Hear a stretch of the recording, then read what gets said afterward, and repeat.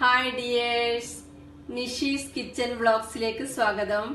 ഇന്ന് ഉണ്ടാക്കിയിട്ടുള്ളത് നല്ല കിടിലൻ ടേസ്റ്റില് ഒരു ജ്യൂസാണ്, കണ്ണൂർ കോക്ടെയിൽ. സബ്സ്ക്രൈബ് ചെയ്യാത്തവര് കാണുന്നുണ്ടെങ്കിൽ ഒന്ന് സബ്സ്ക്രൈബ് ചെയ്യണേ. അപ്പൊ ഇതെങ്ങനെ ഉണ്ടാക്കുന്ന നോക്കാം.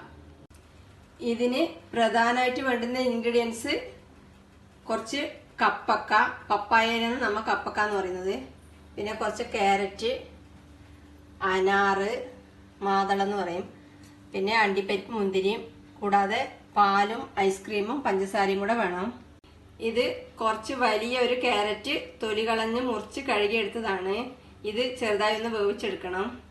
അതിന് ഞാനിവിടെ അടുപ്പത്ത് ഒരു പാത്രത്തിൽ കുറച്ച് വെള്ളം വെച്ച് തിളപ്പിച്ചിട്ടുണ്ട്. ഇനി ഈ തിളച്ചുകൊണ്ടിരിക്കുന്ന വെള്ളത്തിലേക്ക് ഈ ക്യാരറ്റ് ഇട്ട് വേവിച്ചെടുക്കാം. ഇത് ഏകദേശം ഒരു 3-4 മിനിറ്റ് മീഡിയം ഫ്ലെയിമിൽ തിളപ്പിച്ചാൽ ആവശ്യത്തിന് വേവും. ഒരുപാട് വെന്തുടയണ്ട, കുറച്ച് നല്ല സോഫ്റ്റ് ആയാൽ മാത്രം മതി. ഇപ്പോൾ ക്യാരറ്റ് വേവാൻ വെച്ചിട്ട് ഏകദേശം 3-4 മിനിറ്റ് കഴിഞ്ഞിട്ടുണ്ട്. ഇതിപ്പോൾ ആവശ്യത്തിന് വെന്തിട്ടുണ്ട്. ഇനി തീ ഓഫ് ചെയ്ത് ഇത് കോരി മാറ്റാം.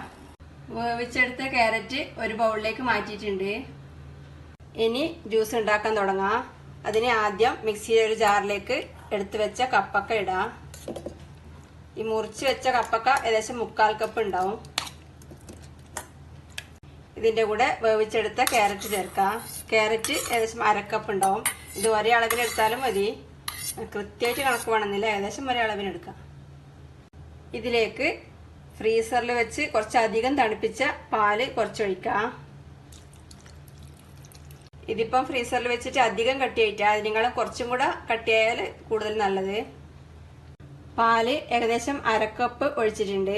ഇനി ഇതിലേക്ക് മധുരത്തിന് വേണ്ടുന്നത്ര പഞ്ചസാര ചേർക്കാം. ഞാനിപ്പോൾ 1/4 കപ്പ് പഞ്ചസാര ചേർക്കുന്നുണ്ട്. ഇതെല്ലാം കൂടെ ഇനി നന്നായി അടിച്ചെടുക്കാം. ഇതിപ്പം നന്നായി അരച്ചെടുത്തിട്ടുണ്ട്. ഈ പാകത്തിന് കട്ടിക്കാണ് അരച്ചെടുത്തിട്ടുള്ളത്. ഇത് ജ്യൂസ് പോലെയല്ല, കുറച്ച് കട്ടിയായിട്ട് മിൽക്ക് ഷേക്ക് പോലെയാണ് വേണ്ടത്. ഇനി ഇതിലേക്ക് കുറച്ച് ഐസ്ക്രീം ചേർക്കാം. ഇത് വാനില ഐസ്ക്രീമാണ്, 150 ml വാനില ഐസ്ക്രീമാണ് ഞാനിപ്പോൾ ചേർക്കുന്നത്. നമുക്ക് വേണ്ടത്ര ആവശ്യത്തിന് ചേർക്കാം.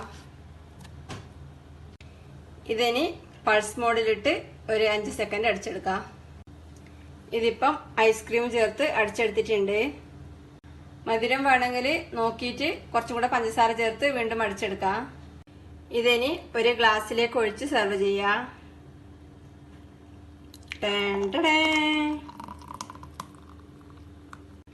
ഇനി ഇതിലേക്ക് കുറച്ച് അനാറ് ഇടാം.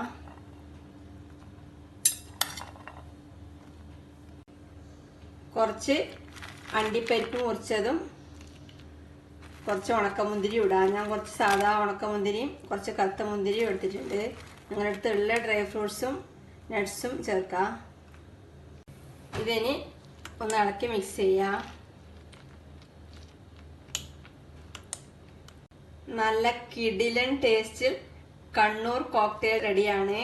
ഇനി ഇതിൻ്റെ മേലെ കുറച്ച് അനാറും അണ്ടിപ്പരിപ്പ് മുറിച്ചതും കുറച്ച് ഉണക്കമുന്തിരി ഇട്ട് ഡെക്കറേറ്റ് ചെയ്യാം.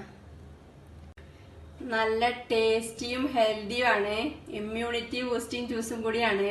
എല്ലാവരും ഉണ്ടാക്കി നോക്കുക. അഭിപ്രായങ്ങളും നിർദ്ദേശങ്ങളും അറിയിക്കുക. ഇഷ്ടപ്പെട്ടാൽ ലൈക്കും കമന്റും ഷെയറും ഒക്കെ ചെയ്ത് സപ്പോർട്ട് ചെയ്യുക. Thank you.